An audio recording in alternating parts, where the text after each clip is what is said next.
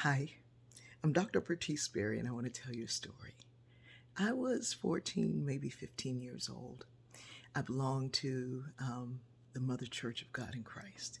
And in the Mother Church of God in Christ, there are all these church mothers. It's a very African concept, even though sometimes we don't know the connection that the men are the head, the pastors, but there are these mothers who really are guiding them.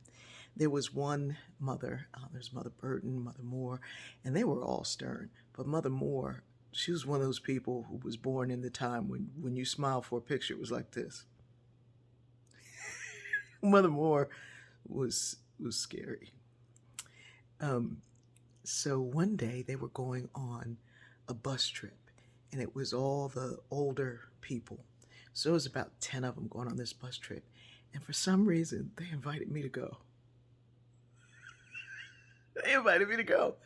And so as it got closer and closer and closer, and I was like, I don't have the money to go.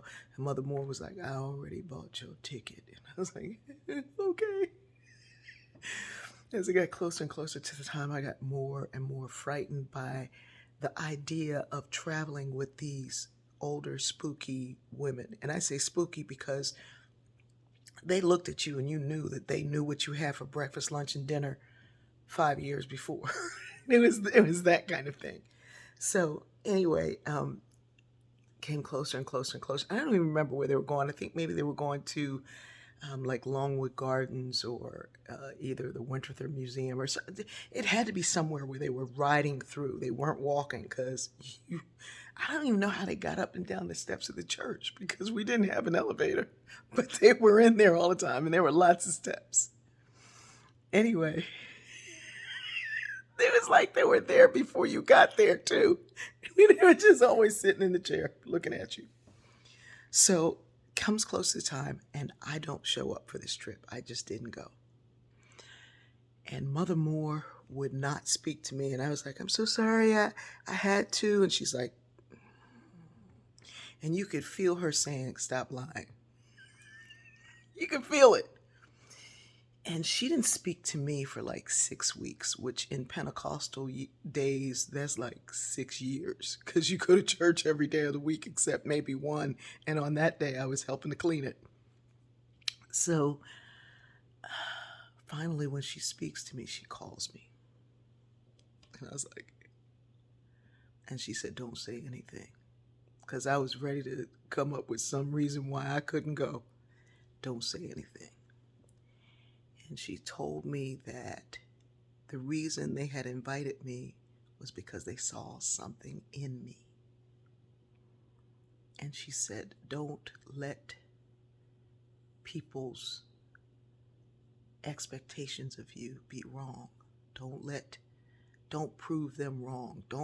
She said it in a way, it was like, don't make the devil right. It was that kind of a thing, which, 14, 15, you're like, yeah. And what she was saying, she said, we saw something in you. Now, I know no young girl wants to go riding around with no old people. She said, but when the old folks look at you and see something in you, don't make them wrong. Don't make God wrong.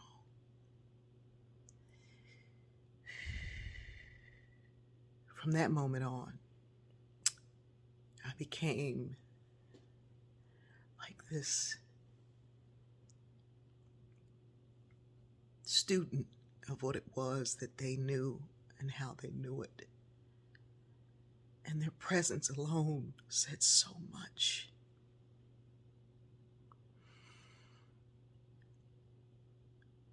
The other thing that I learned from that was that I was always trying to belong to the wrong folks.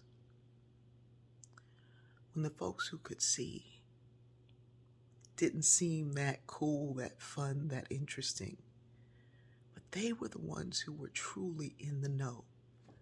They were the ones who truly had the power to see. Belonging is a big thing, but make sure you're belonging and receiving the invitations of the right folks. I love you.